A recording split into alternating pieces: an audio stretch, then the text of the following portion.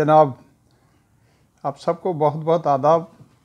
उम्मीद है आप सब खैरियत से होंगे। आज जिस टॉपिक पर मैं आपसे बात करने जा रहा हूँ तो वो मैंने सोचा कि जो मुझे कुछ हेल्थ टिप्स के बारे में पता है तो आपसे शेयर कर लूँ। पता तो आप लोगों को भी सब होगा, लेकिन जैसा पहले मैं आपसे कहता हूँ कि एज ए टीचर मैं गाहे बेगाहे जो मुझे समझ में आता है कुछ चीज़ें मैं आपको रिमाइंड करवा देता हूँ। अब हेल्थ टिप्स है, मेरा ख्याल है काफ़ी इम्पॉर्टेंट है। अब उस पर अमल करना या न करना अब ये तो आपकी मर्ज़ी है, मैंने कहा आपसे शेयर कर लूँ। सबसे पहले काफ़ी अरसे से काफ़ी लोग मुझे भेज भी रहे हैं और बार बार एक चीज़ रिपीट हो रही है, वो ये है ख़ास तौर पर उन लोगों के लिए जिनकी एज ज़रा बड़ी है, मतलब या कहते हैं सबको ही इस पर अमल करना चाहिए जो जो 50 से ज़्यादा है, 60 से ज़्यादा है या 70 है। तो वो जब वॉशरूम में जाते हैं और वहाँ पर शावर लेते हैं तो उनके लिए एक टिप है या एक तरीका बताया गया है कि अगर आप शावर यूज़ कर रहे हैं या वैसे भी आप नहा रहे हैं तो उसका सही तरीका क्या है। अब वो कहते हैं कि अक्सर लोग गलती ये करते हैं कि अंदर जाते ही जैसे हार्ड शावर है या मिक्स करके चला रहे हैं या जो भी है, तो फ़ौरन सबसे पहले अपने सर पे डाल लेते हैं एक्साइटमेंट में और मुसलसल उसके नीचे खड़े रहते हैं और पानी मुसलसल बह रहा है, सर के ऊपर लग रहा है। अब पता नहीं उसके क्या साइंटिफिक रीज़न्स हैं, ज़्यादा तो डॉक्टर्स को भी पता हो। डिटेल तो मैंने पढ़ी है सारी, लेकिन वो मैं सारी उस डिटेल में नहीं जाना चाहता। मैं सिर्फ आपको ये बताना चाहता हूँ कि एडवाइस ये है, मशवरा ये है कि बजाय सर पे सबसे पहले पानी डालने के आप उसको अपने पाँव से शुरू करें। मतलब आपके पाँव के जो तलवे हैं सबसे पहले, तो उसको टब में अगर आप खड़े हैं या कहीं और तो पहले अपने पाँव भिगो लें थोड़ी देर के लिए, 10 सेकंड के लिए पाँव को भिगोते रहें।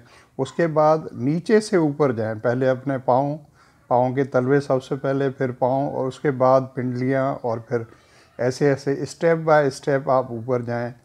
फिर आपका जो टमी है या आपका बैक है उसको, फिर आपके शोल्डर्स पर, फिर फेस पर, और फिर आखिर में सबसे आपके सर के ऊपर आप पानी डालें। मतलब बजाय डायरेक्ट अपने सर पे डालने के आप नीचे से अपने पाँव के तलवों से स्टार्ट करें और 10-10 सेकंड का पॉज या 5-5 सेकंड का पॉज करते हुए आस्ता आस्ता ऊपर जाएं। अब ये एक टिप है, आपको अच्छी लगे। अब मतलब देखें ना, अगर आप ये समझें कि भाई इससे कोई फ़र्क नहीं पड़ता और ये ऐसे ही है, अच्छा ऐसे ही है तो भी इस तरह करने में भी क्या फ़र्क क्या पड़ता है, या वैसे करने में भी क्या फ़र्क पड़ता है, बाकी आपकी मर्ज़ी है। अच्छा, दूसरी बात वो ये है कि मतलब काफ़ी लोगों ने मुझे बताया है कि स्पेशली जब आप वाशरूम के अंदर हो और अंदर से कुंडी लगी हुई हो, तो ज़रा बड़ी उम्र के जो लोग हैं, 60 है, 50 है या 70 है या यंग भी हैं, उनको ये केयर करनी चाहिए कि अंदर वो अपनी बॉडी का कोई भी पोस्चर इस तरह ना करें जिसमें वो ये इम्कान हो कि कहीं वो उनकी कोई गिर न पड़े या फ्रैक्चर ना हो जाए या इस तरह ना हो जाए। तो बड़ी उम्र के लिए तो स्पेशली ये है कि आप वो बिल्कुल नीचे झुके नहीं। जैसे आप बिल्कुल आदमी बैंड हो जाता है ना, ऊपर अपना सर नीचे अपने पाँव की तरफ ले जाता है, बहुत ज़्यादा झुक जाए। और इसी तरह दूसरा एहतियात ये बताते हैं कि आप जब कहीं पर भी अपने कपड़े चेंज करें, स्पेशली ट्राउज़र्स हैं, तो ऐसे खड़े खड़े बजाय उसको मौज मस्ती में जिस तरह हम लोग चेंज करते हैं, तो वो कहते हैं कि आप किसी बेड के ऊपर बैठ जाएं, मतलब बिस्तर पर या कुर्सी पे या टेबल पर या जहाँ पर भी हों, तो बैठकर उसको चेंज किया करें। तो ये उससे कहते हैं कि काफ़ी एक्सीडेंट्स होते हैं, स्पेशली वॉशरूम में या घरों पर भी जब लोग अकेले हों, तो अगर आप गिर पड़ें या कोई कहीं फ्रैक्चर हो जाए तो फिर उसमें कॉम्प्लिकेशंस हो सकते हैं। तीसरा मशवरा मेरा आपको जो जनरल है, मैं हमेशा सबको ही कहता हूँ कि सबको मौला सबको महफूज रखे, रब सबको महफूज रखे। लेकिन आजकल के दौर में जब हम लोग एक्टिव कम हो गए हैं और हमारी मूवमेंट कम हो गई है, एक्सरसाइज वगैरह कम हो गई हैं, खाने पीने के सब शौकीन हैं, फेसबुक पे लगाते हैं हर जगह, कोई वहाँ खा रहा है, कोई उधर खा रहा है, मुर्गन ग़िज़ाएँ हैं, कढ़ाई गोश्त है और फास्ट फूड धड़ाधड़ है, और क्योंकि तस्वीरें भी लगानी है और वैसे भी सस्ता भी पड़ता है। पता नहीं कोई पिज़्ज़ा का क्रेज़ी है तो कोई वो KFC का क्रेज़ी है। मैं उससे कोई ख़िलाफ़ नहीं हूँ, लेकिन समटाइम्स तो ठीक है, लेकिन उसको बहुत ज़्यादा बार बार ये सारी चीज़ें हेल्दी तो नहीं है। ये तो पूरी दुनिया में सब लोग मानते हैं। तो इसलिए एहतियात अच्छा ये है कि अगर आपकी एज 40 है या 40 से ऊपर, सारे 40 साल से ऊपर के सारे बंदे, तो हर 6 महीने के बाद, मतलब मैं ये रिकमेंड करता हूँ, बाकी आपकी मर्ज़ी है, हर 6 महीने के बाद अपना ईटीटी जो है, जिसको एक्सरसाइज टॉलरेंस टेस्ट कहते हैं, वो भी किसी ऐसी जगह से आप करवाएं जहाँ पर हार्ट का स्पेशलिस्ट हो या डॉक्टर हो और रिलायबल हो। और अगर किसी आप हार्ट के, दिल के हॉस्पिटल के अंदर करवाएं तो और भी अच्छा है, क्योंकि उसमें थोड़ा सा रिस्क ये होता है कि जब आप वो ईटीटी हो रही है, आपको उस ट्रेडमिल के ऊपर जॉगिंग करनी पड़ती है या और जो भी तरीका है, तो उसमें ये होता है कि आपका हार्ट बीट भी बहुत ज़्यादा बढ़ जाता है और आपका ब्लड प्रेशर भी बढ़ता है। तो उसमें समटाइम्स कभी कभी ये होता है कि हार्ट प्रॉब्लम अगर आपको ऑलरेडी है और वो छुपा हुआ है तो वो ज़ाहिर हो जाता है या उसका इम्कान होता है। तो आप अच्छे किसी डॉक्टर के साथ हैं और हॉस्पिटल करीब है या आप हॉस्पिटल के अंदर हों तो बहुत आइडियल है, ये ज़रूरी है।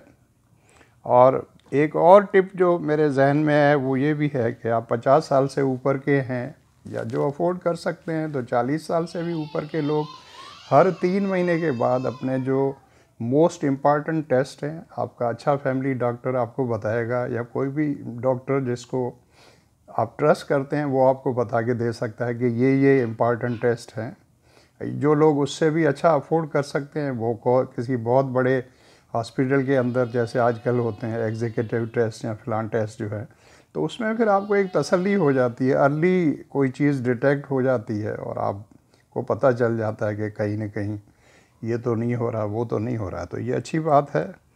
और दूसरी बात जो है वो तो आप सबको पता ही है कि रेगुलर एक्सरसाइज हमको करनी चाहिए।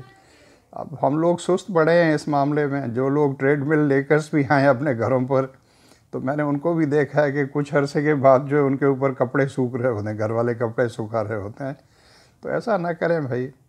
जो लोग बाहर नहीं जा सकते या बाहर बहुत ज़्यादा पोल्यूशन है, तो वो अपने घर के अंदर ही लाइट एक्सरसाइजेस कर सकते हैं 30 मिनट के लिए, 40 मिनट के लिए। या ट्रेडमिल अगर आपके पास है या और कोई बाइसिकल है एक्सरसाइज की, या जो भी है, अपने आप को अपना एक्सरसाइज करना है, फिज़िकल एक्टिविटी है, कैलोरीज को बर्न करना है और आपका हार्ट रेट और बीपी ऊपर जाए, ये सारा चीज़ें हैं, पता तो आप सबको है। और एक और टिप मैंने अभी बैठे बैठे जहन में आई थी कि अक्सर जो लोग अफोर्ड कर सकते हैं या जिनको ज़्यादा शौक़ है, हमारे मुल्क में गर्मी भी बहुत होती है, अगर आप एसी कमरे में हैं, एयर कंडीशन रूम में हैं और आपका एसी चल रहा है, तो मैंने लोगों को कुछ को देखा है कि एसी जो है उसका एग्जॉस्ट बिल्कुल बंद होता है और कमरा भी बिल्कुल बंद रखते हैं और कहते हैं बस इसको यख ठंडा करना है और ऐसा ठंडा करना है कि रज़ाई ओढ़ कर फिर सोएं। अब ये कहाँ लिखा हुआ है कि भाई आपने रज़ाई ओढ़ कर सोना है समर के अंदर भी, या उसको 20 डिग्री सेंटीग्रेड पे ले जाना है कमरे को, या 15 पे ले जाना है, तो बर्फ़ खाना बनाना है उसको, तो आप उसको 25 डिग्रीज तक ले जा सकते हैं, जो भी है आपको अच्छा लगे। लेकिन उसका एग्जॉस्ट जो है आपके एयर कंडीशनर का, उसको थोड़ा सा खोल के रखें ताकि कुछ फ्रेश एयर जो है बाहर से आपके कमरे के अंदर आती रहे, तो थोड़ा वो अच्छा होता है हेल्थ के लिए। एक और टिप जो मेरे जहन में आई थी वो इस तरह थी कि आपका ब्रेकफास्ट जो है वो सबसे ज़्यादा अच्छा होना चाहिए, हेल्दी होना चाहिए, और सनराइज़ से जितना वो क्लोज़ होगा, मतलब जल्दी आप उठेंगे और जल्दी नाश्ता होगा, जैसे पिटारो में 35 साल हमने किया या जहाँ भी किया, यूनिवर्सिटी में भी किया, मैं अपनी बात बता रहा हूँ, तो उसके बेनिफिट्स ही होते हैं। आपका रेगुलर टाइम हो, नाश्ता सुबह को इतने बजे है, वो असेंबली के हिसाब से होता था। मेरा नाश्ता तो तकरीबन जो है वो बहुत जल्दी, घर वाले भी कहते थे असेंबली तो इतने बजे होती है, आप इतना जल्दी उठ जाते हैं। मैं 5:45 बजे उठ जाता था जब घर था, जब हाउस मास्टर था तो उससे भी जल्दी पहले उठ जाता था। एक आदत थी, तो नाश्ता करता भी बैठ के बड़े सुकून के साथ था, आधा घंटा लग जाता था। तो नाश्ता अपना अच्छा किया करें, हेल्दी किया करें, सबसे अच्छी, बहुत मोस्ट इम्पॉर्टेंट डाइट है। और उसमें दुख की बात यह है कि हम में से काफ़ी जो हमारे नौजवान हैं और हमारी बच्चियां जो स्पेशली हैं, मैं कॉलेज में जब रहा था, हयात कॉलेज में गर्ल्स में, या अभी भी जब जाता हूँ, तो अक्सर बच्चियाँ जैसे पूछो, शक्ल पे ही लिखा होता है नाश्ता किया है सुबह? नहीं सर, नाश्ता तो मैं करती ही नहीं हूँ। अच्छा भाई, ये क्या मजाक है भाई, नाश्ता आप करती ही नहीं? डू यू थिंक ये कोई अच्छी बात है? या लड़के जो हैं, पिटारो में तो नहीं, पिटारो में तो आपको पता है किस तरह टूट कर सब नाश्ता करते हैं और खाना खाते हैं, अच्छी बात है, हेल्दी भी है। तो नाश्ता अपना बहुत अच्छा किया करें, उसको कभी भी स्किप ना करें। किसी भी मील को स्किप करना जो है वो अच्छा नहीं होता। अगर आप ये समझ रहे हैं कि उससे आपका वज़न कम हो जाएगा और सेहत अच्छी हो जाएगी, इस तरह नहीं होता। और दूसरा पॉइंट मेरे जहन में ये आया था कि फ्रूट हम लोग जो खाते हैं, अक्सर हमने देखा है, आपने भी देखा होगा, हमारे यहाँ एक ट्रेडिशन है जनरली कि खाने के बाद जो है वो फ्रूट खाते हैं, चाहे वो लंच के बाद खाएं या सुबह को भी कुछ लोग खा लेते हैं या बीच में भी खा लेते हैं या रात के खाने के बाद भी कुछ लोग, कुछ लोगों को मैंने देखा है रात को 4 बजे फ्रूट खा रहे हैं, कोई 3 बजे खा रहे हैं, जब मर्ज़ी है खा रहे हैं, अच्छी बात है। लेकिन मेरे जहन में एक टिप थी, मैंने कहीं पढ़ी थी, वो कहते हैं कि आपको फ्रूट जितना भी खाना है तो आप अपनी जो मील है आपकी, चाहे वो नाश्ता हो या लंच हो या डिनर हो, तो उससे आधा घंटा, कम से कम आधा घंटा पहले खाएं, जिस वक्त आपका पेट जो है वो खाली हो, पीछे वाले मील के बीच में इतना गैप आया हो कि आपका पेट खाली हो। तो खाली पेट जब आप नाश्ता करेंगे तो उसका इफ़ेक्ट जो है वो अच्छा होता है और उसके न्यूट्रिशियस वैल्यू भी ज़्यादा होती है। और कहते हैं कि अगर आप खाने के बाद जो है फ्रूट आप खा रहे हैं तो उसका तकरीबन कहते हैं 30% ही वो न्यूट्रिशियस रहता है, बाकी 70% तो इधर उधर हो जाता है। तो ये एक टिप है। एक और पॉइंट जो मेरे जहन में है वो ये है कि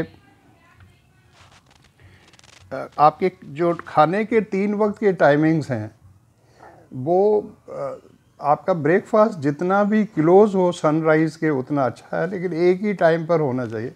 मैं अपना एक्सपीरियंस आपको बता रहा हूँ यहाँ का। यहाँ लोग जनरली जो हेल्थ कॉन्शियस है उनका ब्रेकफास्ट बहुत अर्ली होता है। कुछ लोग तो 6 बजे भी ब्रेकफास्ट करते हैं, कुछ 5 बजे भी करते हैं। तो इसी तरह यहाँ पर लंच टाइम जो है बहुत अर्ली होता है, 12 बजे होता है ऑफिशियल जो टाइम है। और रात का खाना भी ये बहुत जल्दी खाते हैं। तो मैं जो 5 दिन हॉस्पिटल में रहा था, जब मेरी बाईपास सर्जरी हुई थी, तो मैं वहाँ पर जो है, मुझे जिस चीज़ ने सबसे ज़्यादा हैरान किया, मुझे तो पता नहीं था पहले, वो ये था कि सुबह 6 बजे वो मुझे नाश्ता देते थे और दिन को 12 बजे जो है लंच होता था और शाम को 6 बजे उनका डिनर होता था। अब शाम को 6 बजे डिनर हुआ तो दूसरे दिन सुबह 6 बजे नाश्ता है, तो पूरा 12 घंटे का जो है वो आपका गैप है। और वो आइडियल टाइम है सुबह उठकर आपका शुगर लेवल चेक करने का, स्पेशली उन लोगों के लिए जो डायबिटिक हैं। तो 12 घंटे का बीच में जो है वो तो वो रियल आपका फास्ट हो गया, जिसे हम ब्रेकफास्ट का नाम हमने दिया हुआ है। तो ये है। तो चले पाकिस्तान के हिसाब से हैं या और लोग हैं वो अपने हिसाब से ज़्यादा से ज़्यादा आप ये कंसेशन अपने आप को दे सकते हैं कि सुबह का नाश्ता आप 2 बजे कर लें, दोपहर का सुबह का नाश्ता आप 7 बजे कर लें, दोपहर का आप खाना 2 बजे खा लें और रात का खाना आप 8 बजे खा लें। अच्छा, और कोई बड़ी मुश्किल है तो भाई 9 बजे खाएं।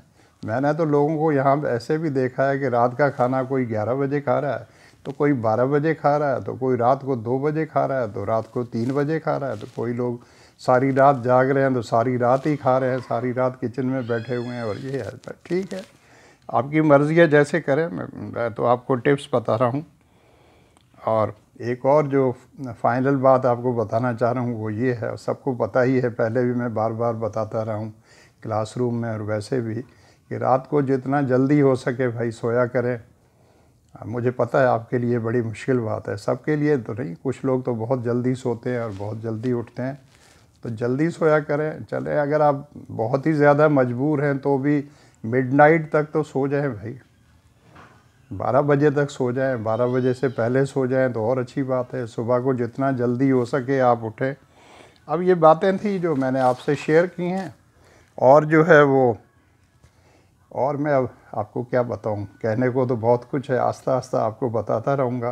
पहले भी मैंने जैसे आपसे कहा है और बार बार कहता हूं कि मेरे चैनल को अगर आप सब ने सब्सक्राइब कर लिया है तो दूसरे जो आपके दोस्त हैं या फैमिली मेम्बर्स हैं उनसे कहें कि वो सब्सक्राइब करें और बेल आइकन जो है उसको ज़रूर प्रेस करें, ताकि जब भी मैं कोई नया वीडियो अपलोड करूं तो उसका नोटिफिकेशन आपको मिल जाए और आप उसे देख सकें। और कमेंट करें और मुझे मशवरा देंगे तो मुझे पता चलेगा तो क्या करना है, कैसे करना है। और अगर आपको वीडियो अच्छा लगे तो इसको लाइक करें और इसको शेयर भी करें, thank you so much for watching. आपसे दोबारा भी बातचीत होती रहेगी। इस अल्लाह हाफिज़ and bye bye from me. Thank you, love you.